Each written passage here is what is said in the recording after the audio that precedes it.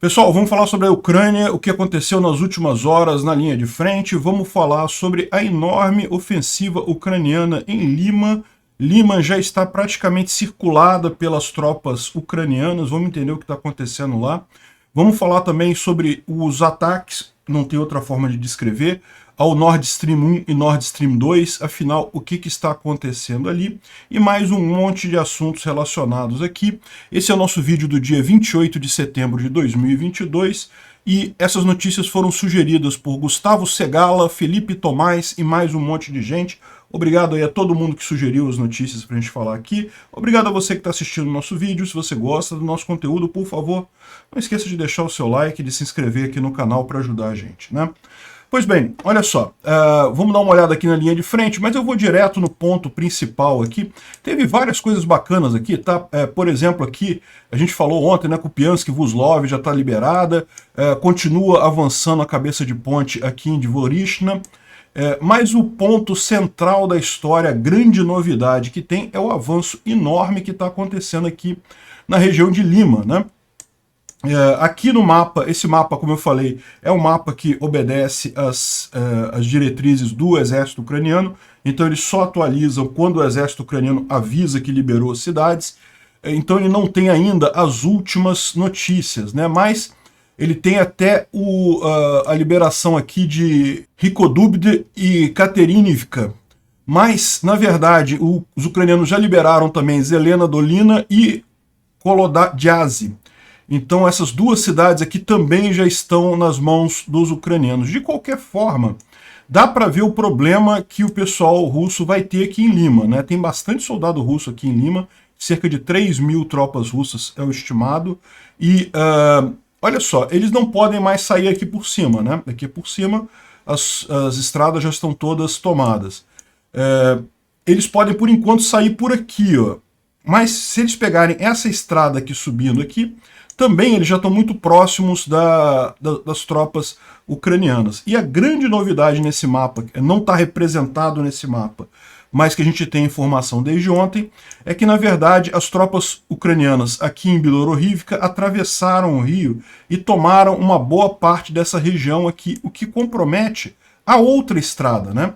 Daqui de Lima, eles têm que ir a Zarishne, não tem outra saída agora, porque aqui para cima está tudo tomado. Daqui de Zarishne, eles podem subir aqui, também não adianta nada, e podem vir para cá. O problema é que essa estrada de Zarishne para Kremina, que seria a outra alternativa que os russos teriam para recuar, já está comprometida pelas tropas ucranianas nessa região aqui, ó. Vamos dar uma olhada como é que está isso, porque é realmente bastante interessante, né? Primeiro, esse mapa aqui feito pelo Raibar, que é um blogger russo, né? O blogger russo, então ele está falando aqui, repara que ele ainda não coloca Kolodovsky ainda como no poder dos ucranianos, mas já está, a gente já tem essa informação. E aqui ele já coloca os ucranianos como tendo ultrapassado o rio Sivierdonetsk aqui nessa região de Bilororivka, e já estão atacando tanto Kremina quanto essa estrada que liga a cidade aqui até Kremina, que seria a rota natural de fuga dos russos por aqui, né? Esse mapa aqui vem com uma explicação dele, em que ele fala justamente que, lembra, esse cara é um russo, tá? Então ele está falando a favor dos russos, né? Então ele diz que não, que as forças armadas da Ucrânia tentaram atacar Lima pelo leste, ou seja, a partir de Dibrov. Dibrov é aqui, ó, ou seja, ele está mostrando que realmente os ucranianos já estão do lado de cá do rio Sivierdonetsk, já estão nessa região. Dibrov é essa cidadezinha aqui. Eles tentaram atacar de leste para cá, mas segundo eles estão dizendo aqui, perderam muitos pessoal, perderam 3 veículos de infantaria, 2 picapes e uma quantidade grande de pessoas, e daí voltaram à posição original, né? Tentaram novas tentativas de ataque diário e coisa e tal, mas também não conseguiram a partir de Ozerne e Shururovo. É daqui, ou seja, eles estão tentando atacar aqui a partir do oeste e a partir do leste aqui de Dibrovo. Ou seja, mostra bem o problema. Eles estão sendo atacados por aqui, e agora aqui por cima estão sendo circulados também, né? Já tem ataque de todos os lados aqui contra os russos, né? Aí ele fala, norte de Liman também as forças já estão avançando e já estão próximas de Red Kodub, o pequeno vilarejo de Katerinivka já está ocupado. E aqui ele fala que para tentar manter uma estrada que o pessoal do Lima está sendo abastecido, eles atacaram Kolodeze, né? Kolodeze, como a gente falou, já está tomado pelos ucranianos, na verdade, essa cidade aqui. Mas os russos estão dizendo que aqui nesse negócio, eles estão dizendo que eles repeliram esse ataque, né? Então, eles está sendo usado para abastecer, ou seja, tem essa estradinha aqui, eles vêm aqui, atravessam em algum ponto aqui e daqui eles conseguem chegar a Lima. Repara como é realmente muito melhor do que essa outra alternativa aqui, porque essa outra alternativa já está sob fogo desse lado de cá. Ainda mais se eles já estão aqui em Dibrov, né, que é bem aqui bem próximo da estrada aqui, né? E também ele fala que ao norte de Kolodeze já atingiram a margem oeste do Zerebets River, né, do rio Zerebets, que é esse rio, justamente esses reservatórios aqui grandes, né? Isso aqui, na verdade, é um rio que tem alguns reservatórios por aqui. Dá para ver que dá para passar em vários lugares aqui, ó, tem várias estradas aqui atravessando esse rio, mas é aquilo que eu falei para vocês, tem que tomar cuidado quando se fala assim nessas estradas, porque podem ser estradas muito pequenas, na verdade, tudo indica que são estradas muito pequenas, né? E uma coisa é você pensar assim, um soldado fugindo a pé consegue atravessar aqui? É lógico que consegue, um soldado de bicicleta, num carro leve, consegue atravessar.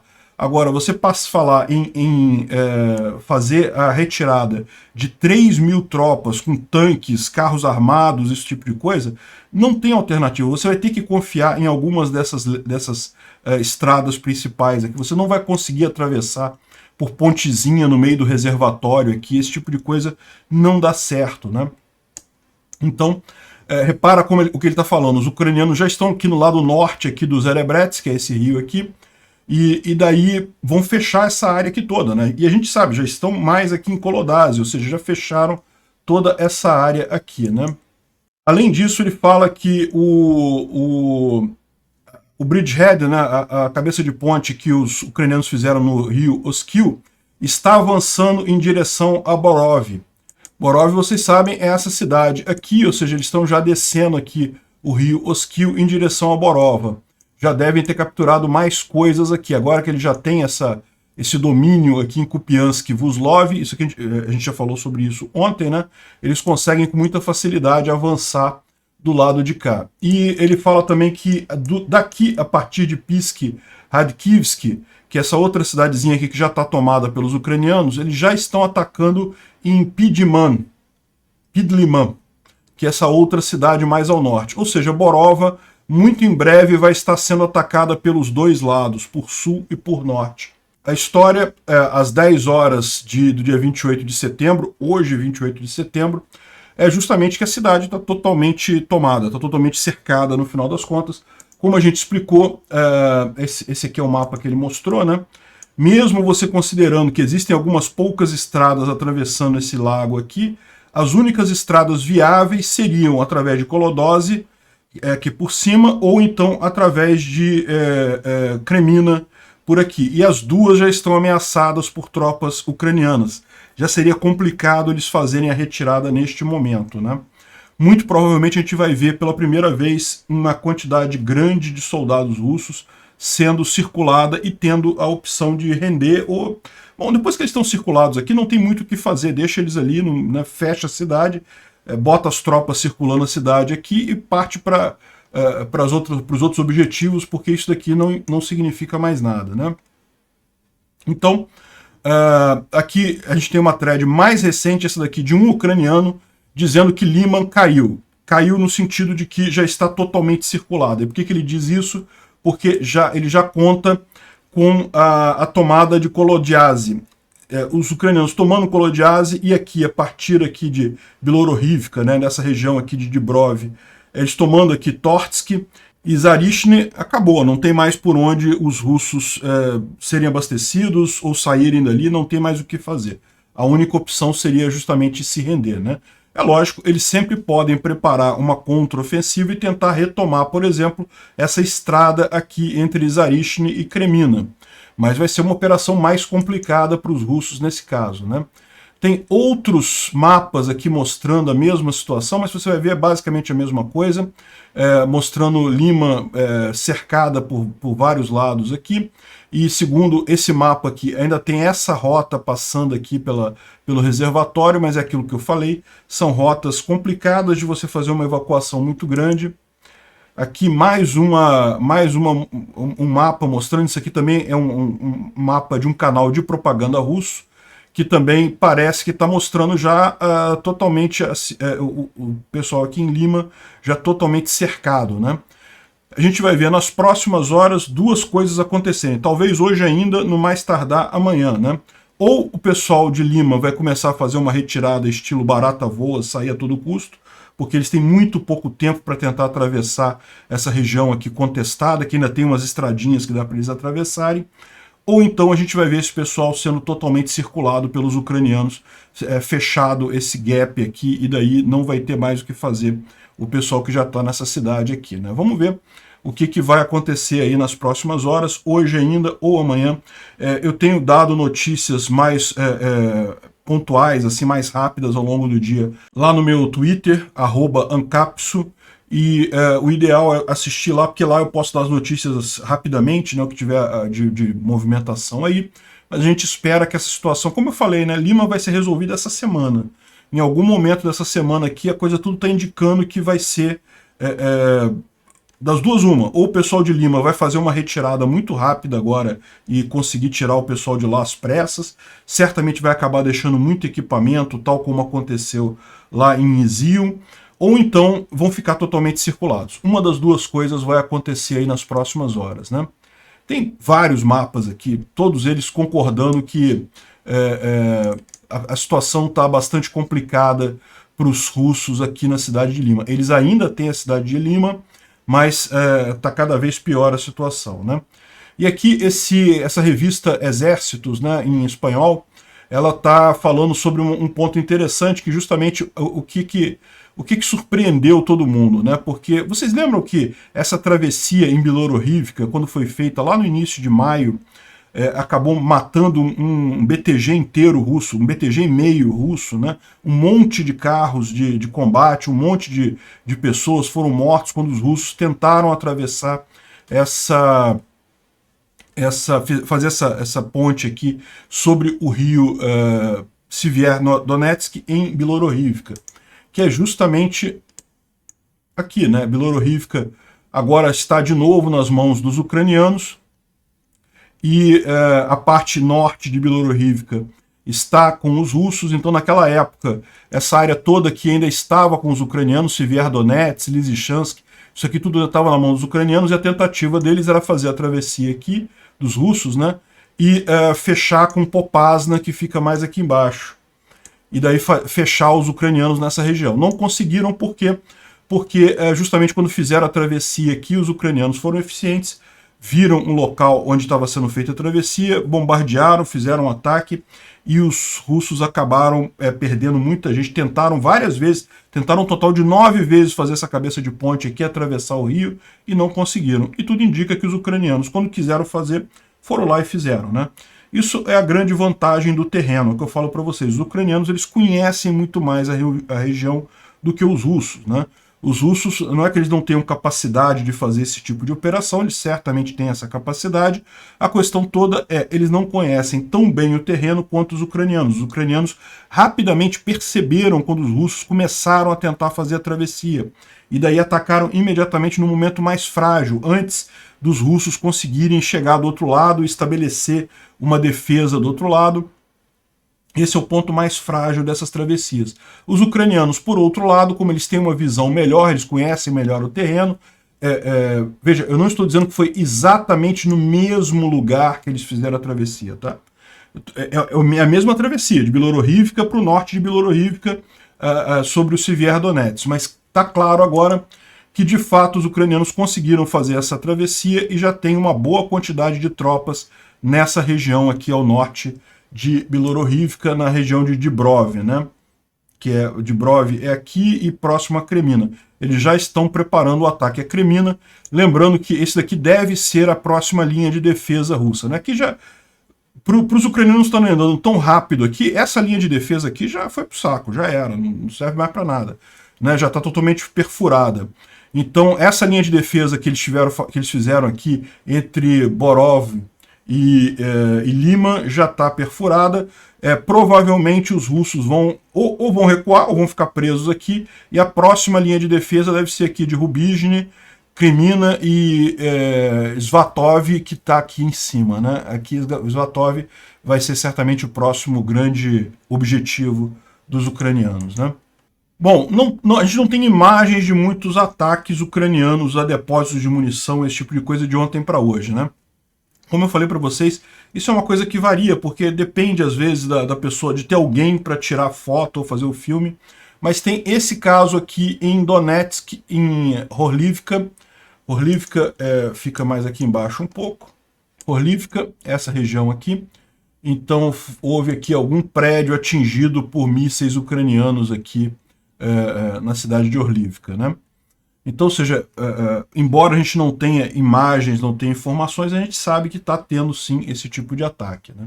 O Arestovich fez uma live ontem, é sempre interessante o reporte dele, porque, como eu disse, ele é um cara meio intermediário. Ele não é o exército ucraniano oficialmente falando, mas como ele é um consultor do Zelensky para essa questão militar, ele tem muito mais informação do que geralmente o pessoal tem. E essas lives dele são em ucraniano, mas são muito úteis, né? Então o Dmitry tá traduzindo aqui pra gente. Ele está falando justamente a questão dos russos estarem envelopados ali em Lima, né? Já está praticamente fechado os russos ali em Lima, o que a gente já falou. Ele falou que já houve...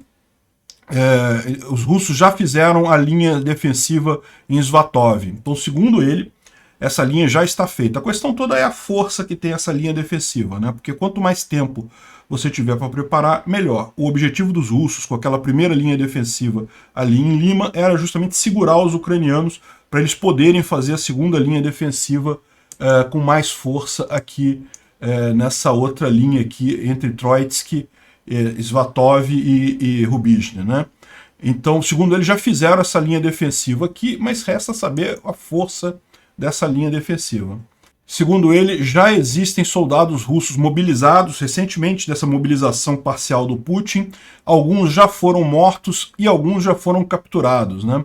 Ou seja, segundo ele, 3 dias depois da mobilização ter sido decretada na Rússia, já estima que já existam entre 10 e 20 mil tropas mobilizadas nas interfaces ali da Ucrânia, nas bordas da Ucrânia, e unidades defendendo Kupiansk, Svatov e Lima.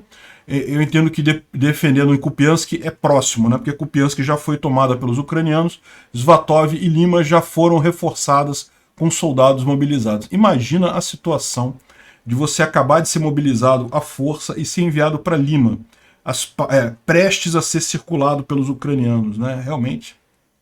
Ou seja, ele está dizendo aqui que Lima já foi reforçada com tropas de forma similar aos batalhões de marcha na Segunda Grande Guerra. O que eram esses batalhões de marcha? Justamente quando a situação da Alemanha já estava bastante drástica, eles não tinham mais reforços para colocar na linha de frente, eles faziam esses batalhões de marcha, que eram grandes batalhões com pessoas, mas não tinham armas, não tinham tanques, não tinham equipamento, não tinham praticamente nada, e eram jogados na linha de frente para tentar conter o avanço, tanto do lado da União Soviética, quanto do lado do Ocidente, lá pela França, né? Então, assim, é uma coisa meio desesperada, não faz nenhum grande efeito, porque esses soldados, infelizmente, conseguem atrapalhar alguma coisa, vai ter algum efeito vai ter, mas é muito pouca coisa e você está sacrificando uma quantidade grande de gente, né? Ele fala também sobre um telefonema interceptado em Kherson, em que fala que o regimento russo não identificado foi reduzido de 2.000 soldados para 50. E parece que eles tentaram reforçar Kherson também. Vamos falar sobre isso mais aqui na frente, né? Mas antes disso aqui, eu falei ontem nisso, né, que os russos estão conseguindo avançar alguma coisa em Bakhmut, né? O exército ucraniano voltou, expulsou novamente o avanço que eles tinham feito, mas que eles estão usando muita artilharia na região, eles têm supremacia de artilharia ali, então é possível que eles consigam avançar sobre Bakhmut nos próximos dias, né? E em Kherson, como ele falou, o exército ucraniano tem supremacia nessa região. A estratégia ucraniana na região, como a gente sabe, é desgastar essas tropas russas, né?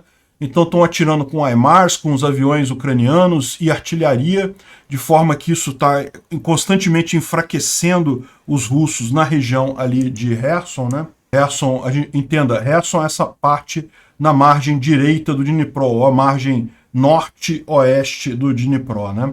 Então eles estão usando aviação, estão usando artilharia para desgastar as tropas russas ali. E aí ele diz que não houve reforço para Kherson. Não tem como o reforço, esses batalhões novos reforçarem Kherson, justamente porque ele explica que a grande dificuldade que está acontecendo, eles perceberam que reforçar, botar mais gente em Kherson, os russos perceberam que isso piorava a situação. Por quê? Porque causa problemas logísticos, né? Atualmente os russos precisariam de 4.000 toneladas diárias de suprimentos para manter as tropas russas do lado, nessa margem norte-oeste do Dnipro, ou margem direita do Dnipro. E eles só estão conseguindo passar 1.200 a 1.300 toneladas, porque justamente não tem pontes, não tem mecanismos confiáveis. Eles podem usar uma barca, podem usar uma ponte temporária, coisa e tal, mas não conseguem transportar uma grande quantidade de coisas. Daí é essa deficiência que já está há bastante tempo, né? Os russos já estão tendo essas dificuldades de logística por 2, 3 semanas agora. Sempre que eles conseguem consertar alguma coisa, fazer uma barcaça, fazer uma ponte temporária, os ucranianos vão lá e destroem, então eles continuam não conseguindo abastecer a Rússia, né? E os novos batalhões na Rússia estão sendo formados 62 batalhões, com esses novos recrutas e coisa e tal, mas eles não são autossuficientes, ou seja, eles apenas seriam usados como parte de um outro batalhão que já está aqui, como a gente falou, justamente porque eles não têm experiência, não têm comandos suficientes, não têm nem equipamento suficiente, né? E daí ele fala que todas as regiões na Rússia estão criando batalhões, menos Moscou. Moscou mesmo não tá, eles não são bobos, eles não vão querer chamar o pessoal de Moscou mesmo para evitar uma revolta muito grande lá, né? Ele continua falando aqui sobre a mobilização, sobre a explosão do Nord Stream, mas a gente vai falar sobre isso mais adiante, então vamos seguir aqui em frente. O Instituto para Estudo da Guerra fala justamente sobre a questão dos referendos, que saiu o resultado ontem, não quer dizer nada, o resultado foi entre 87% e 99% de aprovação para fazer parte da Rússia. A gente sabe que esses números não tem lógica nenhuma, não tem nenhuma embasamento, né? Isso é tudo uma enganação danada. Seria esse resultado de qualquer forma, não importa em quem o pessoal votou, eles iam chutar os números lá. E o Putin, como a gente já falou ontem, ele deve anunciar a anexação formal dos territórios ucranianos no dia 30 de setembro, ou seja, daqui a 2 dias. E aqui ele fala uma coisa diferente do Arestovich. Tá? O Arestovich falou que os russos não estão mandando esses inscritos novos para Kherson porque perceberam que isso gera problema de logística. Mas segundo eles, ele está falando que algumas unidades foram sim enviadas para Kherson e Kharkiv. Bom, pode ser que ele esteja se referindo basicamente a Kharkiv. Kharkiv, a gente sabe que tem vários recrutas novos lá. É Kherson que aparentemente não, né? Enfim, segundo ele diz aqui, alguns recrutas estão sendo colocados. É aquele negócio, eu falei para vocês, esses recrutas novos vão fazer muito pouca diferença, vão fazer alguma diferença, vai ficar um pouco mais difícil para os ucranianos, mas não vai ser uma diferença significativa, né? E sobre esse recrutamento lá na Rússia, né, muito engraçado aqui o comandante do regimento recém-formado lá, disse que ele foi tirado das férias para servir, e admite que ele tem problemas de saúde e que ele não sabe o que é para fazer, não sabe qual é a missão deles e não sabe onde é que estão os equipamentos, e, ou seja...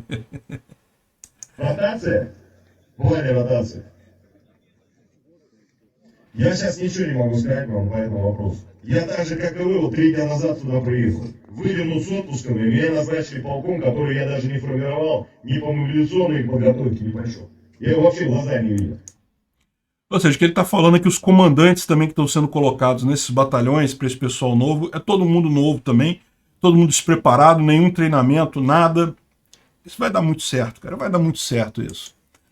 Aqui é a questão do pessoal fugindo, né, do alistamento lá na Rússia. Esse aqui é a fronteira com a Geórgia, a situação só piora. Eu não vou mostrar todas as fronteiras aqui, mas todas elas estão com problema, com a Finlândia, com a Mongólia, né, é o que a gente está falando, a questão toda está piorando, ao invés de melhorar, né, imaginava-se que quando decretasse a mobilização, iria ter muito russo fugindo do país, mas que isso acabaria diminuindo com o tempo, né, aparentemente não, ao contrário, está aumentando com o tempo. Aqui, ó, essa aqui é uma imagem de satélite mostrando a fila de carros na fronteira com a Mongólia, se não me engano.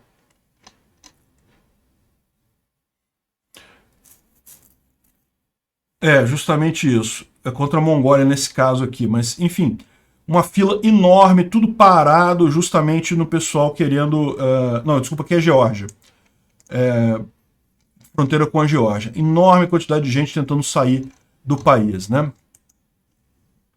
E agora, uma notícia boa foi a seguinte, lembra que a gente mencionou que em Daguestão, o Daguestão é uma república soviética que fica aqui não muito longe da Ucrânia, é nessa região aqui do Mar Cáspio, né, que faz fronteira aqui com a República Chechena, com os chechenos, com o Mar Cáspio e coisa e tal. Então, Daguestão, essa região aqui, estava com muitos protestos e coisa e tal. A Rússia decidiu encerrar o recrutamento na região.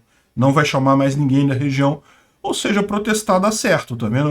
E aquilo que eu falei para vocês, você começa a ter agora brigas dentro da Rússia entre as diversas repúblicas que se sentem prejudicadas nesse esquema, né? O Daguestão conseguiu resolver o problema dele. Parou de chamar gente lá do Daguestão para essa mobilização, né?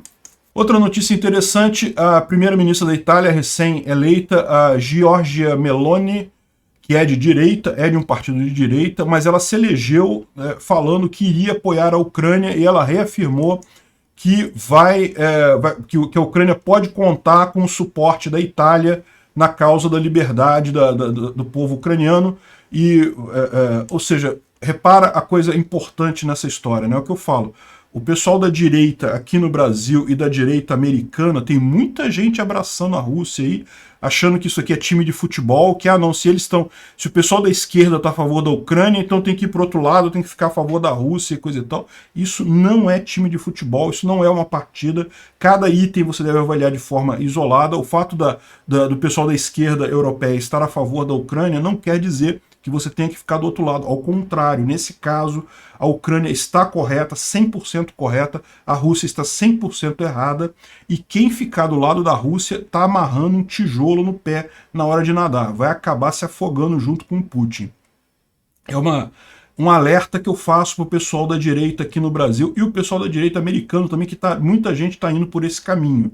É um caminho ruim, não contem com isso, não vai ser uma coisa boa. Só para você ter uma ideia, o grande ídolo da direita italiana era o Matteo Salvini, que era a grande face da direita italiana, e nessa eleição ele ficou lá para trás justamente por quê? Porque ele estava meio que fazendo discursos meio de neutralidade, ou de achar que as sanções estão erradas e coisa e tal. Acabou que a Giorgia Meloni, que ao contrário, ficou a favor da Ucrânia, acabou ganhando a eleição lá na Itália e jogou essa direita pró-Rússia para o lixo. O pessoal da direita aqui no Brasil que está tendo essa visão, tomem cuidado com isso. É que aqui, na eleição nossa de agora, isso não vai fazer diferença, porque infelizmente está todo mundo apoiando a Rússia, então não tem muito como tirar algum candidato menos pior nesse sentido aqui no Brasil, mas no longo prazo isso será um problema, vocês podem ter certeza disso. Bom, saíram os resultados dos referendos nas regiões ocupadas pela Rússia, ninguém se importa com isso, a verdade é essa. Todo mundo sabia que seria isso, então deu aqui valores entre, olha só, 97% um, 97,77% o outro, e não sei o que lá. E o mais impressionante que eles acharam nisso daqui é que a pouca quantidade de votos em branco e nulos. Principalmente quando você olha essas fotos aqui do pessoal fazendo apuração, E repara que nessa mesa aqui que o pessoal começou a fazer a apuração aqui, ó, tirando este aqui que estava um voto preenchido, todos os outros estavam em branco. A impressão que dá é a seguinte, os russos forçaram as pessoas a votar, mas a pessoa, né, não vai botar nada ali, vai votar não é arriscado, você está votando num lugar que tem um cara armado na porta, então como é que a pessoa vai votar de forma isenta ali? Então a pessoa vota em branco. Aqui, ó, cheio de coisa em branco aqui para contar. E, no entanto, deu 97% de adesão à Rússia. Olha que coisa, né? O número de votos em branco foi 1%, 2%. Bom, ninguém esperava coisa diferente disso, né? Agora, uma coisa que a gente já falou ontem, eu já tinha falado sobre essa questão dos gasodutos do Nord Stream 1 e Nord Stream 2, e que isso teria sido um ataque, certamente foi um ataque, e certamente foi feito pela Rússia, né? Mas a coisa ganhou uma proporção maior porque foram liberados alguns vídeos aqui, tá vendo? Realmente é impressionante vendo o gás vazar aqui, ó. Esse daqui, provavelmente, esse que tem 2 pontos de vazamento é o Nord Stream 1. E esse que tem 1 ponto de vazamento só é o Nord Stream 2. O Nord Stream 1 foi atingido em 2 pontos diferentes e está vazando ali. O Nord Stream 2 foi atingido em mais 1 ponto e está com esse grande vazamento aqui. Eu acho que tem uma imagem, um gráfico, que realmente é uma coisa impressionante. E arriscado, lógico, isso aqui é gás vazando, né? Tudo bem que como ele vai diluindo na água e abre numa área grande, a chance de ter uma grande explosão, uma grande contaminação é pequena, mas é algo arriscado, não tenha dúvida. Ainda tem muito gás saindo aqui, né? Aqui, ó, aqui está a posição dos ataques lá no Mar Báltico. E o Rai Sutton, que é um especialista em mergulho, ele fala sobre como é que pode ter acontecido isso. Eu acho que a gente pode descartar acidente, né? Porque não teve terremoto, não teve nada. 2 gasodutos ao mesmo tempo, em locais diferentes, terem problemas, certamente não foi algo acidental. Então a questão é, quem é que fez? Quem é que poderia ter feito? E aí ele levanta aqui que sim, a Rússia tem capacidade. Esses locais onde aconteceu o ataque estão a 70 metros de profundidade. 70 metros de profundidade, mergulhador profissional já vai.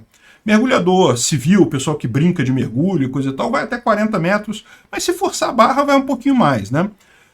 70 metros já é um mergulho técnico, né? Você já tem que ter mistura especial, já tem que ter um monte de preparação, mas um mergulhador é capaz de fazer isso. Pode descer um mergulhador lá, botar um combustível ali, uma explosão ali, um explosivo ali naquela região e fazer isso. E isso pode ter sido feito já há muito tempo. A Rússia pode ter preparado isso já há muito tempo e só acionou esse explosivo agora, né? Outra alternativa que ele fala seriam mini submarinos não tripulados, aqueles ROV, né, que o pessoal usa aqui nas plataformas da Petrobras, usam muito para consertar coisa no fundo do mar. Isso poderia ser feito também. Diz ele que acha pouco provável submarinos militares ou coisa assim, porque isso seria detectado pelas forças na região. Se os russos botassem um submarino grande ali e disparassem um torpedo ou coisa do gênero, isso seria detectado. Então, na visão dele, o que aconteceu? Ou foi um ROV militar fazendo isso lá no fundo do mar, ou foi um mergulhador que fez isso, e isso pode ter sido feito em qualquer momento do passado, não precisa ter sido feito essa semana, e foi só acionada essa carga explosiva para criar esse problema lá no gasoduto, né?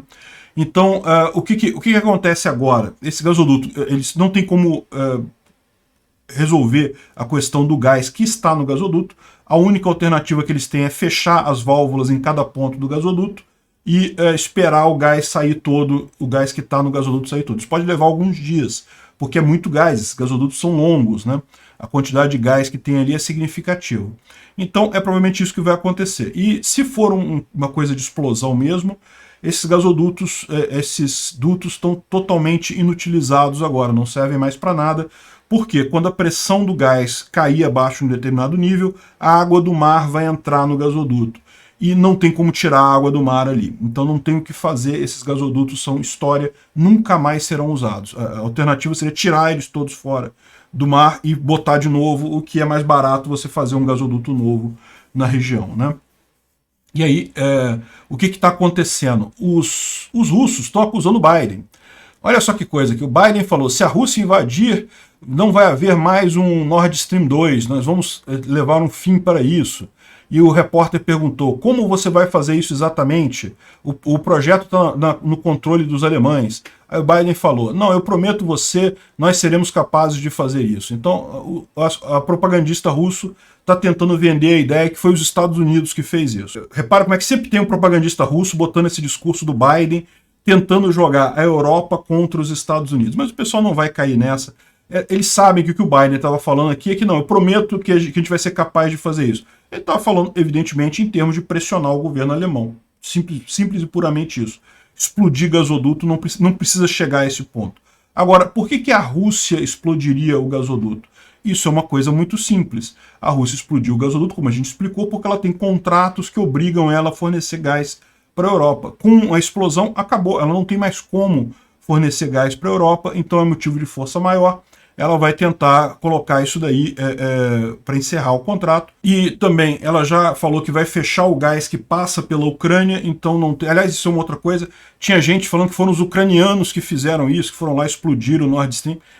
Cara, muita imaginação desse pessoal, né? É lógico, isso tudo é propaganda russa querendo jogar os europeus contra os americanos. Não tem lógica nenhuma os Estados Unidos fazer isso. Foi a Rússia. Evidentemente que foi a Rússia que fez isso. E como isso indica uma certa escalada, os Estados Unidos pediu a todos os cidadãos americanos para não viajarem para a Rússia e aqueles que estiverem saírem da Rússia imediatamente enquanto ainda existem voos comerciais, opções comerciais para sair de lá. Ou seja, o que o pessoal está prevendo é que estamos caminhando no sentido de que a Rússia vai ser envolvida mais diretamente nessa guerra. De que forma, a gente não sabe, mas que vai ser envolvida, vai. Essa escalada de tensões vai acabar chegando lá. O Facebook derrubou uma enorme rede de desinformação sobre a guerra na Ucrânia. Eu, sinceramente, acho que isso aqui não faz nem diferença, sabia? A gente tinha muito medo da desinformação russa antes dessa guerra. Depois do que aconteceu, ficou muito claro para mim que esse pessoal também, no ponto de vista de desinformação, não tem tanta capacidade assim. Não vou dizer que não consigam enganar algumas pessoas, evidentemente conseguem, mas a verdade é que, face a algo que não tem como ser escondido, o fato de que a Rússia invadiu a Ucrânia, no final das contas, essa capacidade russa de desinformação realmente chega a ser decepcionante. Esperava mais dos russos nisso daí. Não deu nem para esquentar essa coisa, né? Realmente... E essas redes de desinformação não querem dizer nada no final das contas. Os Zelensky e os ucranianos foram nomeados para o prêmio Sakharov 2022, que é um prêmio de direitos humanos. Infelizmente, nomearam também a Sônia Guajajara. Para quem não conhece, a Sônia Guajajara é uma índia profissional aqui do Brasil. Ela vive de se fingir de índia, ela tem até ascendência indígena, mas há muito tempo não vive entre os índios, não representa a voz dos índios aqui no Brasil. Então, aquele negócio, virou índio profissional. Igual o Raoni, o cacique Raoni, que já mora na Europa já há anos e anos fazendo propaganda indígena no Brasil. A Guajajara é o novo Raoni, né? Sempre com apoio da esquerda e coisa e tal. Não tomem o que essa mulher fala por verdade aqui no Brasil. Mas foi nomeada aqui também. Vamos torcer para que Zelensky e os ucranianos ganhem esse prêmio. É muito mais merecido. Obrigado por assistir o vídeo até o final. Além de curtir, compartilhar e se inscrever no canal, considere se tornar patrocinador com valores a partir de R$ 1,99. Clique no botão Seja Membro abaixo para saber as condições e vantagens de patrocinar o canal. Mais informações sobre o nosso projeto, visite nossos sites indicados na tela.